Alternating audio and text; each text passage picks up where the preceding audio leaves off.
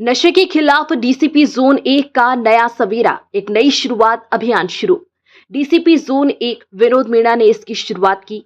बोले additional CP law and order Amit Singh.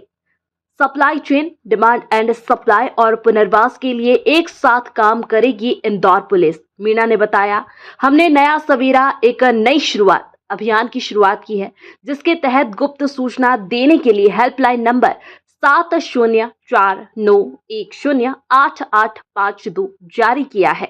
सूचना देने वालों को पुरस्कार भी देंगे। नशे के लिए मुफीद ख्याति वाले अंधेरे स्थानों को करेंगे रोशन, निगरानी भी रखेंगे। वहीं नशा करने वाले पीड़ितों के पुनर्वास कार्यक्रम में भी पुलिस भूमिका निभाएगी। डीसीपी विनोद मीणा ने बताया, डीसीपी के अधीन एक सेंट्रलाइज टीम इन कामों की निगरानी और एक्शन का काम संभालेगी। इसी अभियान के तहत अधिकारी स्कूल और कॉलेज में लगातार जागरूकता सेमिनार भी लेंगे। इसके दो पार्ट रहेंगे। एक तो बेसिक जो थीम है उस पर मैं चर्चा करूंगा और उस थीम को कैसे फील्ड में एग्जीक्यूट किया जाएगा वो हमारे डीसीपी विनोद मीणा जी उसको आपको बताएंगे। बेसिक जो अभी तक व्यस्तताओं के कारण चुनाव से पहले त्यौहार, नारकोटिक्स पे हम फोकस नहीं कर पाए जिस तरीके से हमें करना चाहिए। नारकोटिक्स के 3 पार्ट होते हैं। पहला जो सप्लाई चेन डिटेक्शन का है, जिसके लिए पुलिस काम करती है, लॉ एनफोर्समेंट एजेंसी काम करती है, एनसीबी काम करती है, सीबीएन काम करती है, डीआरडीओ काम करती है और डीआरआई काम करती है। दूसरा जो इसका एस्पेक्ट है वो है डिमांड सप्लाई को कट करना। डिमांड सप्लाई के लिए महत्वपूर्ण चीज होती है अवेयरनेस, कि ऐसे लोग जो इसके सॉफ्ट टारगेट हैं उनको कैसे अवेयर किया जाए और ड्रग्स से दूर किया जाए। इसके लिए जागरूकता अभियान चलाने की आवश्यकता होती है। तीसरा, जो इसके विक्टिम होते हैं, कंज्यूम करते हैं ड्रग्स, उनको कैसे मुख्य धारा में पुनः लाया जाए।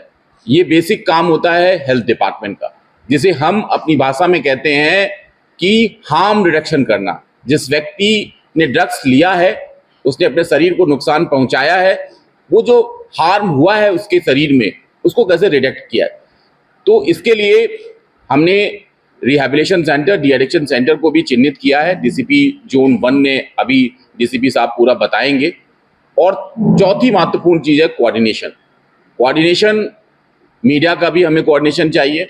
हमें सोशल सेक्टर में काम करने वाले जो एनजीओ हैं, सोशल सर्विस में जुड़ी हुई और जो सोसाइटीज़ हैं, पुलिस के अलावा जो प्रशासन के अन्य अमले हैं, पुलिस के अलावा अन्य जो इन्फोर्समेंट एजेंसीज हैं, उनका संयुक्त समन्वित प्रयास, कोऑर्डिनेशन। तो इसके लिए डीसीपी जोन ने एक नया कार्यक्रम स्टार्ट किया, जिसको वो स्वयं ब्रीफ करेंगे कि वो किस तरीके से जो ड्रग्स का बढ़ता प्रभाव है इंदौर में, उसको हम कम करेंगे। और जो हमारे ड्रग एडिक्ट हैं, वो मुलजिम नहीं है, वो विक्टिम है, कैसे हम उनको रिहैबिलिटेट सेंटर में ले जाएंगे, हम उन्हें डी एडिक्शन सेंटर्स पे ले जाएंगे। जैसा कि एडिशनल कमिश्नर साहब ने बताया कि पुलिस ड्रग्स को लेके बहुत सेंसिटिव है और हम ये जानते हैं और इसको हम मानते भी हैं कि ड्रग्स एक बहुत ही बड़ी समस्या है, क्योंकि ये ना केवल जो हमारा डेमोग्राफिक डिविडेंड है देश का, उसको आघात पहुंचाती है, कहीं ना कहीं ये सभी क्राइम की जड़ भी है। तो इसी संबंध में हमने एक नया प्रोग्राम की शुरुआत की है, जिसका नाम हमने नया सवेरा, एक नई शुरुआत रखी है। इसके तहत हमने काफ़ी एक हेल्पलाइन नंबर हमने जारी किया है। हेल्पलाइन नंबर हमने उन लोगों के लिए जारी किया है कि जो कोई भी व्यक्ति, आमजन, सोसाइटी के अंदर या अपनी बिल्डिंग के अंदर ये देखता है और पाता है कि यहाँ पे फला व्यक्ति ड्रग्स सप्लाई कर रहा है या ड्रग्स बेचता है या उसकी ऐसी शोहरत है, तो हमको तत्काल इस नंबर पे सूचित कर सकता है। उसकी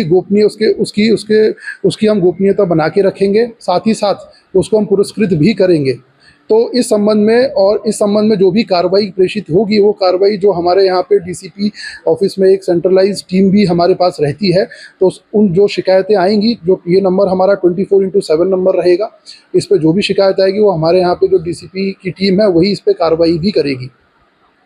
तत्पश्चात इसके अलावा हमने ये भी पाया है कि कई आमजनों की और नागरिकों की ये समस्या भी रहती है कि स्कूल के पास हो गए या किसी पार्किंग लॉट में हो गए, जहाँ पे लाइट की व्यवस्था नहीं होती, सुनसान एरिया होता है, वहाँ पे भी कई लोग नशे का ओपन में सेवन करते हैं। तो हमारे द्वारा इस पहल के माध्यम से ये भी रहेगा कि ऐसी सभी जगहों को हमारे द्वारा चिन्हित किया गया है, वह चिन्हित हमने अभी अपने लेवल पे किया है। साथ ही साथ हम नागरिकों से भी इसमें फीडबैक ले रहे हैं कि उनके संज्ञान में भी अगर ऐसी कोई जगह है तो वहाँ पे हम संपूर्ण लाइटिंग की व्यवस्था करेंगे। साथ ही साथ वहाँ पे हम सीसीटीवी कैमरा भी लगाएंगे। इसके अतिरिक्त वहाँ पे हम से नो टू ड्रग्स टाइप के बैनर भी लगाएंगे, ताकि ऐसी जगहों का उपयोग ड्रग्स के सेवन करने में लोगों द्वारा ना किया जाए। इसके अलावा तीसरा जो हमारा इसमें पार्ट रहेगा वो ये रहेगा कि इसमें हमने कई रिहैब सेंटर से भी बात की है, कई एनजीओ से भी हमने लाइजनिंग की है। आने वाले समय में जो भी कॉलेजेस हैं, जो भी स्कूल्स हैं, वहाँ पे हमारे एसीपीज़ द्वारा और कई जगह मेरे द्वारा भी एनजीओ की मदद से नशे के विरुद्ध जो सेमिनार्स होती हैं, जो कॉन्फ्रेंस होती हैं, जो टेड टॉक्स होती हैं, वो भी हमारे द्वारा दी जाएगी। इसके अलावा तो ये कुल मिला के 3 पहलू हैं जिस पे हम लोग काम करेंगे। इसके अलावा जो तीसरा पहलू मैंने आपको बताया, उसका एक मुख्य पार्ट ये भी है कि कोई अगर चाहता है कि भाई जो जैसा कि सर ने बताया आप सभी को कि इसमें जो सेवन करने वाला होता है वो विक्टिम होता है, क्योंकि उसको नशे की लत लग जाती है। तो ऐसे सभी व्यक्ति जो रिहैब होना चाहते हैं या जो चाहते हैं कि नशे की लत से दूर रहें, तो उनको हम रिहैब भी करेंगे।